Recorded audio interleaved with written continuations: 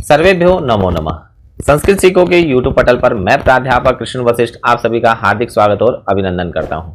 आज हम 9वीं कक्षा की संस्कृत की पाठ्यपुस्तक सेमुसी भाग 2 के तीसरे पाठ व्यायामः सर्वदा पथ्य, व्यायाम हमेशा हितकारी होता है के बाकी बचे हुए भाग को पढ़ेंगे।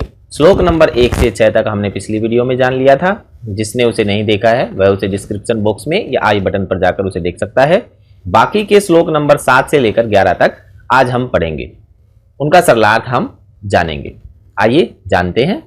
7वां श्लोक है व्यायामं कुर्वतो नित्यं विरुद्धम अपि भोजनम विदग्धम अविदग्धम वा निर्दोषम परिपच्यते। अर्थात नित्यम व्यायामम कुर्वतः, जो नित्य प्रतिदिन व्यायाम करता है, विदग्धम पका हुआ, अविदग्धम बिना पका हुआ, विरुद्धम अपि भोजनम शरीर के प्रकृति के विरुद्ध भी अगर भोजन होता है, निर्दोषम परिपच्यते बिना किसी दोष के वह पच जाता है। अर्थात जो व्यक्ति नित्य प्रतिदिन व्यायाम करता है उसके शरीर की पाचन प्रक्रिया मजबूत हो जाती है। चाहे पका हुआ हो या अध पका हो, बिना पका हुआ हो, किसी भी प्रकार का भोजन हो वह उसको बिना किसी दोष के पच जाता है। प्रसंग देखें, हम पिछली वीडियो में भी जान चुके हैं और आप ये जानते हैं कि प्रसंग में पाठ्यपुस्तक का नाम लिखते हैं। हमारी पाठ्यपुस्तक का नाम क्या है? सेमुसी भाग 2। पाठ का नाम लिखते हैं व्यायामः सर्वदा पथ्य और लेखक का नाम आचार्य सुश्रुत। तो इस प्रकार से प्रसंग हुआ कि प्रस्तुत पद्यांश हमारी संस्कृत की पाठ्यपुस्तक सेमुसी भाग 2 के पाठ व्यायामः सर्वदा पथ्य से लिया गया है। यह आचार्य सुश्रुत के आयुर्वेद के प्रसिद्ध ग्रंथ सुश्रुत संहिता से लिया गया है, संकलित है। संदर्भ देखें, प्रस्तुत पद्यांश में व्यायाम के लाभ बताते हुए कहा गया है। सरलार्थ आप जान चुके हैं। भावार्थ देखें। भाव यह है कि व्यायाम करने से शरीर हृष्ट-पुष्ट होता है और जठराग्नि तीव्र हो जाती है, अर्थात उसकी पाचन प्रक्रिया मजबूत हो जाती है, अच्छी हो जाती है। व्याकरणिक टिप्पणी देखें। कुर्वत शब्द कैसे बना? क्री धातु से क्षत्रिय प्रत्यय लगने से बन गया कुर्वत, और कुर्वत शब्द में षष्ठी विभक्ति एक वचन लगने से कुर्वतः बनता है। नित्यम प्रतिदिनम ये इसका पर्याय पद है। विदग्धम अविदग्धम विलोम पद है। विदग्धम का अर्थ होता है पका हुआ, अविदग्धम का अर्थ होता है बिना पका हुआ। विरुद्धम भोजनम, यहां विशेषण और विशेष्य को छाटना है। आप जानते हैं विशेषण वह होता है जो किसी शब्द की विशेषता बताता है। संज्ञा या सर्वनाम की जो विशेषता बताए वह विशेषण होता है और जिसकी विशेषता बताई जाती है वह विशेष्य होता है। विरुद्धम यहां विशेषण है क्योंकि यह विशेषता बता रहा है किसकी? भोजनम, भोजन की। परिपच्यते, यहां उपसर्ग आपको छाटना है, तो परिपच्यते में उपसर्ग है परि, और व्यायामम में व्यायाम शब्द से द्वितीय विभक्ति एक वचन व्यायामम बनता है। आगे देखें, श्लोक नंबर 8 क्या है? व्यायामो ही सदा पथ्यो बलिनाम स्निग्ध भोजिनाम सच सीते वसंते च तेषां पथ्यतमः स्मृतः। क्या कहा? ही व्यायामः स्निग्ध भोजिनाम बलिनाम सदा पथ्यः भवति। निश्चय ही व्यायामः स्निग्ध भोजिनाम बलिनाम, व्यायाम चिकनाई, स्निग्ध होता है चिकनाई युक्त भोजन खाने वाले, भोजिनाम भोजन करने वाले, भोजन खाने वाले, बलिनाम बलवान व्यक्तियों के लिए, सदा हमेशा पथ्य भवति हितकारी होता है। अर्थात जो नित्य प्रतिदिन व्यायाम करते हैं और चिकनाई युक्त भोजन भी करते हैं उनके लिए व्यायाम हमेशा हितकारी होता है। स सीते वसंते च तेषां पथ्यतमः स्मृत, और अब ये बताया कि वो करना कब चाहिए, कब वह सबसे ज्यादा हितकारी होता है। तो बताया सीते शीत ऋतु में अर्थात सर्दियों में, और वसंते वसंत ऋतु में। जब हम व्यायाम करते हैं तो ये सबसे ज्यादा हितकारी कहा गया है। प्रसंग आप जान चुके हैं। संदर्भ व्यायाम के लाभ इसमें बताए हैं। सरलार्थ भी आप जान चुके हैं। आगे देखें। भाव यह है कि व्यायाम करने से शरीर हृष्ट-पुष्ट होता है और उत्तम आरोग्य की भी प्राप्ति हो जाती है। व्याकरणिक टिप्पणी। पथ्यतम शब्द किस प्रकार बना? पथ्य शब्द से जब तम प्रत्यय लगा तो पथ्यतम बना, और पथ्य अनुकूलः ये इसका पर्याय पद है। इस श्लोक में अव्यय पद कौन कौन से आए? ही और च। स्मृत, स्मृत धातु से जब त प्रत्यय लगता है तो स्मृत बन जाता है। बलिनाम स्निग्ध भोजिनाम, यहाँ विशेषण और विशेष्य ये दोनों आपको छांटने हैं। तो विशेषण है स्निग्ध भोजिनाम और विशेष्य किसकी विशेषता बताई? बलिनाम की। वसंते, वसंत शब्द से सप्तमी विभक्ति एक वचन में वसंते बनता है। आइए अगला श्लोक देखें।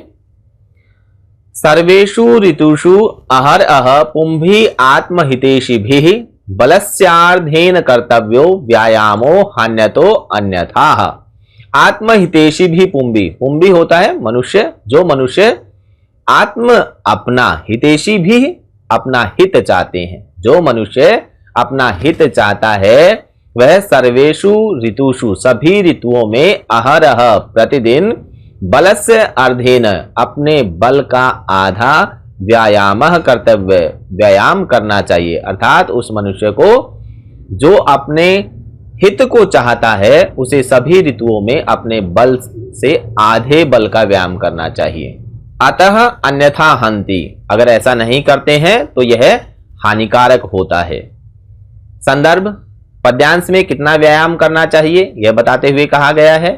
सरलार्थ आप जान चुके हैं, आगे चलें।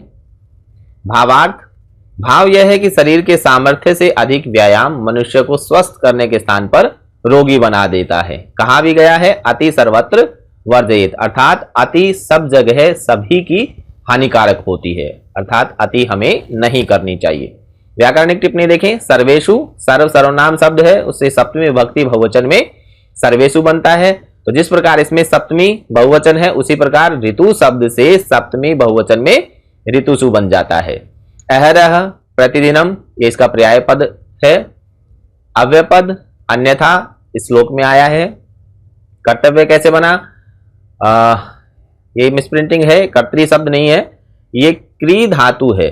क्री धातु से जब तव्यत प्रत्यय लगता है तो कर्तव्य बन जाता है। तो आप इसे ठीक कर लें, ये टाइपिंग एरर है। हन्य तो अन्यथा, हंति धन अतः धन अन्यथा, ये संधि विच्छेद हुआ। अहरह अव्ययभाव समास का उदाहरण है। आगे देखें अगला श्लोक। 10वां श्लोक है। हृदय स्थान स्थितो वायु यदा वक्त्रम प्रपद्येते, क्योंकि पिछले श्लोक में कहा गया था कि बलस्य अर्धेन, अपने बल का आधा व्यायाम करना चाहिए। तो वो आधा बल कब होता है वो इस श्लोक में बताया। व्यायामम कुर्वतो जंतु तद बल अर्धस्य लक्षणम। व्यायामम कुर्वतः जंतु, व्यायाम करते हुए मनुष्य के हृदय स्थान स्थितः वायु, हृदय स्थान में स्थित वायु यदा वक्त्रम प्रपद्यते, जब मुख तक आ जाती है, पहुंच जाती है, तत् वह बल अर्धस्य लक्षणम, वह आधे बल का लक्षण कहा गया है। जब व्यायाम करते हुए मनुष्य के हृदय में स्थित वायु जब मुख तक आ जाती है तो वो आधे बल का लक्षण कहलाता है। संदर्भ, पद्यांश में शरीर के आधे बल का लक्षण बताते हुए कहा गया है कि सरलार्थ आप जान चुके हैं। आगे भावार्थ देखें। भाव यह है कि सावधानी पूर्वक सोच विचार कर व्यायाम करने से शरीर हृष्ट पुष्ट होता है। ऐसा नहीं कि आप किसी भी प्रकार से व्यायाम करते रहें तो आपका शरीर बलवान हो जाएगा, बलिष्ठ हो जाएगा, नहीं, आपको सोच विचार कर, समझ कर, तरीके अनुसार व्यायाम करना चाहिए जिससे आपको उत्तम आरोग्य की प्राप्ति हो। व्याकरणिक टिप्पणी। वक्त्रम मुखम ये पर्याय पद है।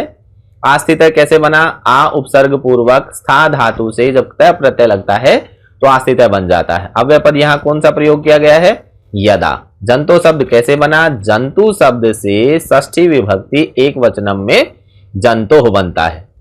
बलार्धस्य, बल धन अर्धस्य, ये दीर्घ संधि का उदाहरण है। अगला श्लोक देखें 11वां।